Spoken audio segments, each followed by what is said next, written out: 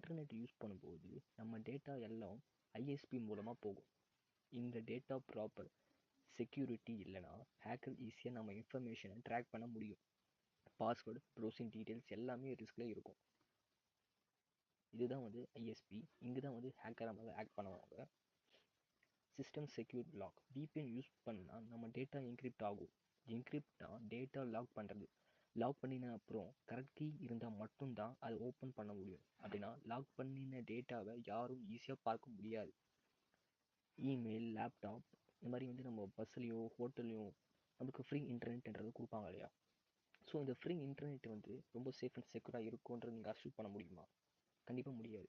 நம்ம email login பண்ணும்போதும் சரி, இம்பார்ட்டன்ட் வெப்சைட் ஓப்பன் பண்ணும்போதும் சரி, எஸ்பெஷலியாக ஃப்ரீ வைஃபை இன்டர்நெட் பண்ணும்போது விபிஎன் ரொம்ப யூஸ்ஃபுல்லாக ஹெல்ப்ஃபுல்லாக இருக்கும். இந்த டைமில் விபிஎன் நம்ம டேட்டாவை சேஃபாக ப்ரொடெக்ட் பண்ண முடியும். இப்போ லேப்டாப்பில் எப்படி ப்ரோட்டான் விபிஎன் அப்படி டவுன்லோட் பண்ணுறதுன்னு பார்ப்போம். ஸோ ஆக்சுவலாக நிறைய ஆப் இருக்குது. ஆனால் நான் யூஸ் பண்ணுறது இந்த ஆப்பு தான். நான் ஒன்றும் கம்பல்சரியாக இது யூஸ் பண்ணுங்க நான் சொல்ல விரும்பலை. நான் யூஸ் பண்ணுறதுனால எனக்கு தெரியும் இது அட்வர்டைஸ்மெண்ட் அந்த அளவுக்கு வராது, ட்ரஸ்டடான கம்பெனி. ஸோ இதெல்லாம் நம்ம தைரியமாக யூஸ் பண்ண முடியும். ஸோ இந்த டவுன்லோட் விபிஎன் ஃபார் விண்டோஸ் அப்படி நிறையவே இருக்குது. நீங்கள் ஃபோனில் டவுன்லோட் பண்ணுறதா இருந்தால் நீங்கள் ஃபோனில் ப்ளே ஸ்டோரில் போய் டவுன்லோட் பண்ணிக்கோங்க. ஸோ நான் லேப்டாப்பில் டவுன்லோட் பண்ணுறதுனா நீங்கள் குரோமில் போயிட்டு இந்த டவுன்லோட் விபிஎன் ஃபார் விண்டோஸ் அப்படி நீங்கள் டைப் பண்ணிங்க அப்படின்னா இந்த மாதிரி ஒரு வெப்பேஜ் உங்களுக்கு ஓப்பன் ஆகும். ஸோ இந்த மாதிரி வெப்பேஜ் ஓப்பன் ஆச்சு அப்படின்னா கீழே டவுன்லோட் ஃபார் விண்டோஸ் இல்லையா? ஸோ அது நீங்கள் ஓப்பன் பண்ணி விண்டோஸ் லெவல் 10 எந்த மாதிரியான ஒரு ரேம் 64 ரேம் அப்படி இருந்தது அப்படின்னா நீங்கள் டவுன்லோட் பண்ணிக்கலாம். ஸோ டவுன்லோட் ஆச்சு அப்படின்னா நீங்கள் மேலே காட்டுறது பார்த்தீங்கன்னா சிம்பிள்.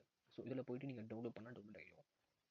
ஸோ பாருங்கள் ஆச்சா, இந்த அப்ளிகேஷன் நீங்கள் ரைட் கிளிக் பண்ணி ரன்அஸ் அட்மினிஸ்ட்ரேட்டர் அப்படி கொடுத்தீங்கன்னா இந்த டவுன்லோட் ஆகும். ஸோ நீங்கள் எங்கே போய் எந்த ட்ரைவில் போய் சேவ் ஆகும் அப்படின்னு கேட்கும்.